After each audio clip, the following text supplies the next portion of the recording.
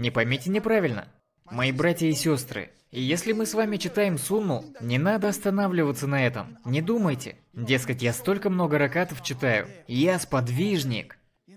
Да, я могу, я сподвижник. И граффити на стене написать «Я был здесь». Сфоткай-ка меня.